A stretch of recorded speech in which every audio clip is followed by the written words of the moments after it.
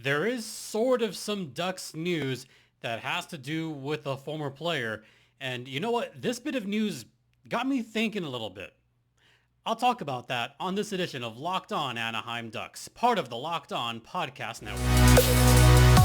You're Locked On Ducks, your daily podcast on the Anaheim Ducks, part of the Locked On Podcast Network, your team every day.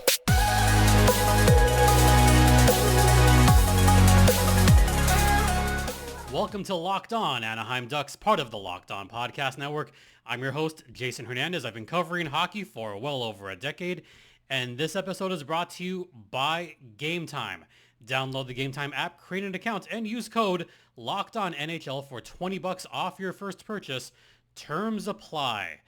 So I've been covering hockey for over a decade. I'm currently the PA voice for the Coachella Valley Firebirds, and off to a great summer for the Ducks. Well, as far as draft is concerned.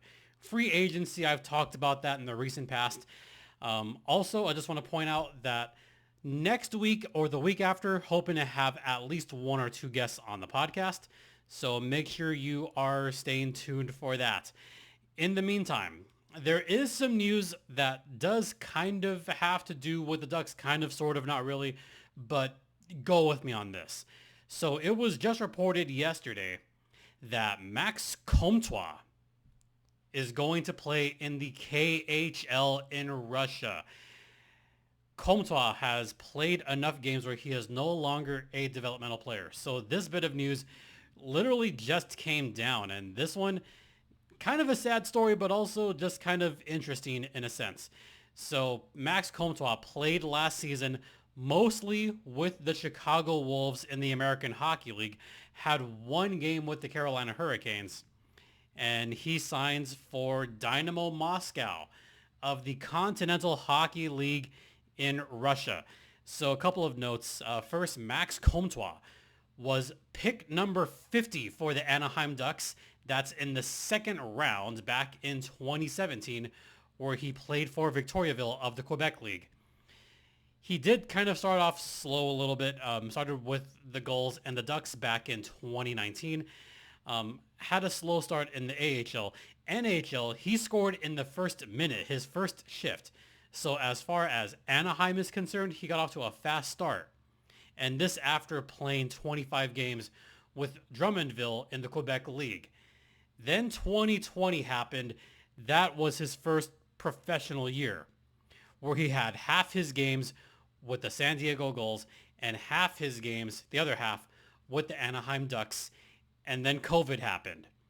In those 60 games between the Gulls and the Ducks, he had 14 goals, 21 assists for 35 points. Not bad for 60 games. Then 2021 was his coming out party. That's where I was talking about him a lot on this very podcast. I hoped that this was going to be a sign of things to come, and that he was going to be one of the cornerstone pieces for the Anaheim Ducks moving forward. That was the hope back then in 2021. I'm like, 33 points in 55 games. The Ducks were bad that season, but hey, he led the team in points. Yes, it was a crappy team, but this was also the same year they were in a division with the Colorado Avs and the Vegas Golden Knights. And just, it was something. When you're already in a division with the Colorado Avs, who were at the time one of the best teams in the National Hockey League, that alone is just going to pile up loss after loss after loss after loss. It was that bad. And the Ducks did not score a whole lot that season. So at the time I thought, okay, he's going to be a guy. And then the injuries began to happen. And this is where it was just a little bit sad for me, because he really couldn't turn it around. He hurt his hand, and then he got COVID. I think people forget. Max Comtois got COVID, so he was out for a little bit. When he hurt his hand, that's when things started, it started to fall for him. And that's sad. His skating was never the same. His puck handling was never the same. and he just could not put it together. In 2022, he missed 30 games, only wound up with 16 points in 52 games, half of his total from the previous year. Then 2023, only 19 points in 64 games. And that's when he went off to the Carolina Hurricanes, but spent most of his season with the Chicago Wolves. 44 points in 65 games, not his best outing. This was also when the Chicago Wolves were an independent team last season. So Max just never could get it together. It's a sad, not a sad story. He is still playing hockey. The hope was that he was going to be an important piece for the Anaheim Ducks, especially at the time considering, okay, he's a second round pick. Surely good things are going to come, but it just never materialized for him. So now he's playing in the KHL, and I really thought he was going to be a guy, especially after that 2019 Calder Cup playoff run. San Diego beat a great team in the Bakersfield Condors that year. He had 9 points in that stretch run, 9 points in 12 games for the San Diego Gulls. He was their black ace for San Diego, and he was already showing some good signs. We had seen this before, where black aces do well with the Gulls and then have greater success in the National Hockey League. So that was the hope. And that hope faded. And it faded fast. But we will not forget that run in 2019. That was a fun year for Gulls fans. That was one of the more enjoyable times to cover the San Diego Gulls. Internationally, he did well. The hope was that he would really latch on with Ryan Getzlaf, and then it just fell off. Now, he did sign a PTO with the Vegas Golden Knights last year, and he didn't make the team. He was released by Vegas, so he was picked up by the Hurricanes, a two-way contract, and only played one regular season game and one playoff game with the Carolina Hurricanes, and that was it. He did not get an offer from Carolina, so he was let go. He was a free agent again, and it's a little bit tougher to have a two-way contract this time around, because if you recall a recent podcast that I had, this might have been, I think, 3 or 4 shows ago, where I talked at length about the veteran rule in the American Hockey League. Max Comtois is no longer considered a development player. Before this season, he had just under 260 professional games. So he was still considered a development player. And there isn't really restrictions on development players. In fact, you have to sign a minimum of 11 development players. Skaters, rather. Skaters. Is it 11 or 13? I want to say it's actually 13. No, I take it back. I'm pretty sure it's 12, actually. Because 5 veterans. Oh, that's right. The wild card veteran. So 12 and 6. So an AHL team has to have a minimum of 12 skaters that are development players. And Max Comtois was right under that threshold. So there were a few more teams willing to sign him. He played this past season with the Chicago Wolves and the Carolina Hurricanes. He played 66 games this season. So he is now over that threshold. He is now considered a veteran in the AHL. And if you recall from that podcast, teams can sign no more than 5 veterans per team. San Diego only has 3 right now, so it would have been kind of neat to have Max Comtois come back as a San Diego goal. But I think they're just going to leave those couple of spots blank. And as a result of that rule, Max Comtois heads to the KHL. And this is actually kind of commonplace, where after 260 games, players have a choice. They can either try to get a contract and play in the AHL and snap up or snag one of those elusive veteran spots in the AHL, or he can play overseas. We've seen this happen countless times for several players that just are simply not good enough for the NHL. What can you say? But now that Max is gone to Russia, Max leaving has got me thinking a little bit. What about? I'll tell you after the first intermission. Stay locked in. And now a brief word from eBay Motors. All right, we're talking about passion, drive, and patience. Patience is very much underlined here. The formula for winning titles is also what keeps your ride or die alive. eBay Motors has everything you need to maintain your vehicle and level it up to peak performance. Superchargers, roof racks, exhaust kits, LEDs, and much more. Whether you're into speed, power, or style, eBay Motors has you covered. With over 122 million parts for your number one ride or die, you'll always get exactly what you're looking for, and with eBay Guaranteed Fit, your part is guaranteed to fit your ride every time or your money back. Because with eBay Motors, you're burning rubber, not cash. With all the parts you need at the prices you want, make your car the MVP and bring home huge wins. Keep your ride or die alive at ebaymotors.com. Eligible items only. Exclusions apply. eBay Guaranteed Fit only available to U.S. customers. Welcome back to Locked On Anaheim Ducks, part of the Locked On Podcast Network. Once again, you are locked in with Jason Hernandez. And let's talk about what I've been thinking about as far as Max Comtois. So he was a second round pick. It is hot, folks, by the way. Second round pick. Pick number 50. But that late round pick, I mean, I thought it was going to work out better.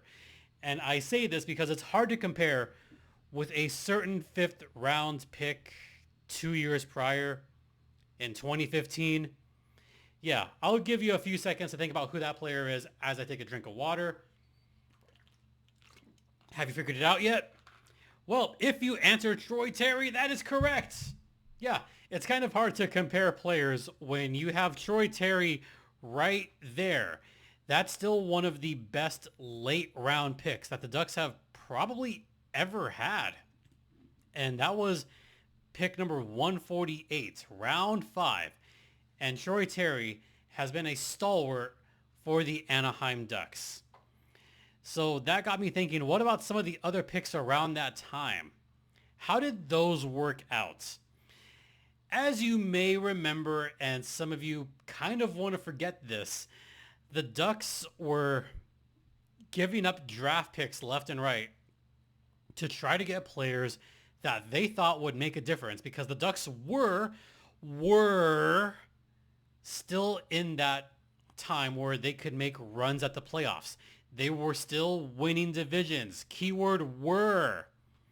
2015, I think, was the most painful one of them all, because the Ducks gave up a lot to try to make a run in 2015, only to fall one game short to the eventual champion Chicago Blackhawks. So that's when some trades began to happen. 2016 draft. That one to me is always an interesting one, because the Ducks did trade to get one of those picks, and that was fine. Pick number, I think it was pick number 24, they got Max Jones. Max Jones had some solid time with Anaheim, riddled with injury, but he still made kind of a difference.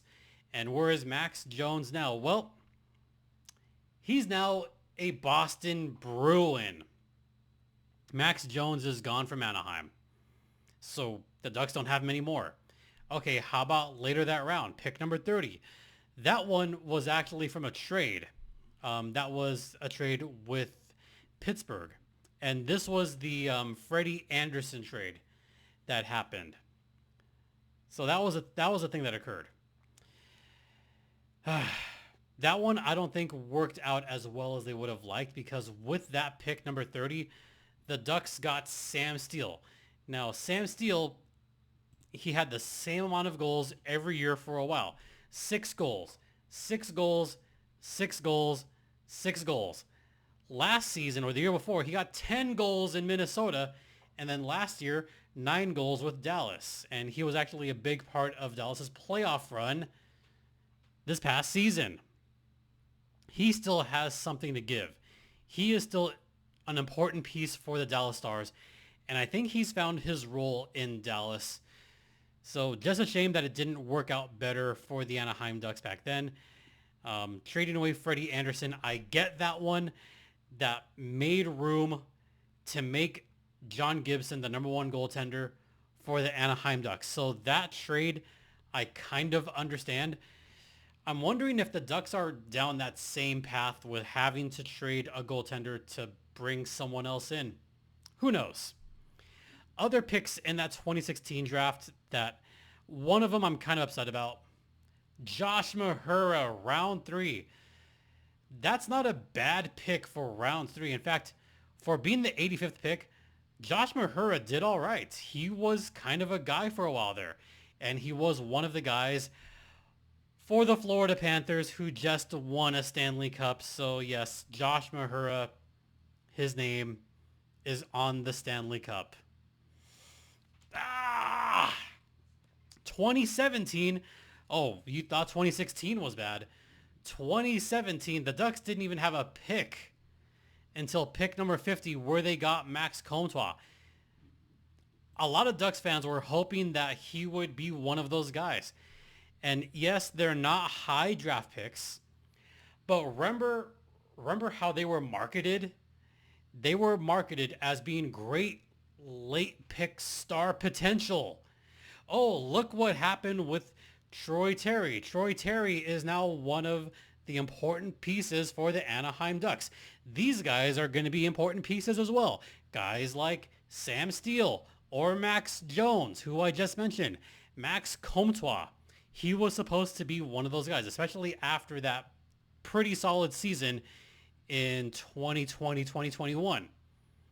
So he was touted as being a big piece. Yeah, just bad times for the Ducks. There was also in 2016, there was the Bieksa trade that happened. Yeah, remember that one? Remember Kevin Bieksa, how that thing all happened? Well, let me remind you how that all happened. Kevin Bieksa was supposed to be a guy that was going to be an important piece and just completely faltered after that.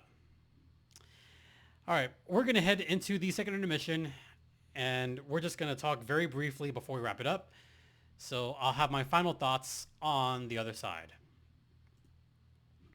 Now, a brief word from the Gametime app. And folks, it is dog days of summer, and you want to check out some baseball games, right? Well, you can use the Gametime app to get to all the games that you want. And there's plenty of games you could check out. Gametime, they have flash deals, zone deals, Angels tickets for $1. Yes, if you can believe that, Angels tickets for $1. So take the guesswork out of buying MLB tickets with Gametime. Download the app, create an account, and use code LOCKEDONNHL for $20 off your first purchase. Terms apply. Again, create an account, redeem code LOCKEDONNHL for $20 off. That's Gametime. Last minute tickets, lowest price, guaranteed. Welcome back to Locked On Anaheim Ducks, part of the Locked On Podcast Network. And once again, you're locked in with Jason JD Hernandez. I'm going to wrap up with a couple of quick thoughts here. So the reason that I kind of bring all that up, I do want to end on a positive note here. A lot of those players that I just mentioned from the recent past, that was all in the GM Bob Murray era. And as most of you know that I've been around for a long time, Bob Murray wasn't exactly the best at asset management. In fact, there were several cases, especially between 2018 and 2021, where the Ducks made befuddling at best moves that proved that asset management just did not work. I mean, they would get a draft pick and trade away for practically nothing, or they would get a player via a trade and then trade it back for almost nothing again. So I think I want to end on a positive note, because this new era that we're in, the Pat Verbeek era, at least they are making trades, but at least they're getting something a little bit better value in return. For example, trading away a fifth round pick and getting a fourth back later on from this past season's trade deadline. So things are positive in that regard, in that the Ducks are getting more pieces and getting better pieces than they had from 2017, 2018, 2019. Bob Murray was trying to fill a roster spot with aging players, but he was also trying to fill a roster spot to kind of keep the Ducks competitive. Bob Murray straight up called it a retool, and he believed that these moves were going to keep the Ducks relevant or keep them in some kind of playoff hunt. And it really began after the 2017 playoff, where moves were being made. Draft picks, there were not plenty of draft picks. There just simply were not. And what happened? 2018, they got swept by the San Jose Sharks, and they haven't sniffed the playoffs ever since. And there was that 1 to 2 year period where moves were being made, and Bob Murray would say, this team could still be competitive. No, he really should have just gone to a full-on rebuild back then. And that's what Pat Verbeek has done. Verbeek has gone to a full rebuild and said straight up, there's going to be a couple of lean years. You've got to have patience. And I've said this for the last few years. There's got to be patience. How much patience? Well, time will tell. Is this next year going to be a playoff team? Probably not. The draft did not help at all. The Ducks were the worst team the previous year and missed out on Connor Bedard. So that one hurts quite a bit, that the Ducks moved on in the draft. So some of this isn't even their fault. That being said, I still like the moves that Pat Verbeek made in general. I love what the leadership did in this year's draft. This was probably one of the best drafts the Ducks have had in a while. I mean, as far as a totality with all their picks, this has been one of the best drafts. So I'm just going to leave with a bit of optimism. We're at this point because of the moves that were made years ago. That's why the Ducks are where they're at right now. And players like Max Comtois winds up in Russia. Sam Steele winds up with a competitive team. Josh Mahura winds up a Stanley Cup champion. Maybe not the best examples to use here, but, you know, Max Comtois is just another case of a player that the Ducks were hoping would be more than they thought maybe. I mean, look, number 50 picks don't often pan out to be all-stars. Late second round picks. How often are late second round picks turning into all-stars or turning into solid impact players? It doesn't happen every year. It doesn't happen that often. So yeah, let's just have patience and see where the Ducks go on this part of their rebuild. But I'm going to stay optimistic, folks. I really am.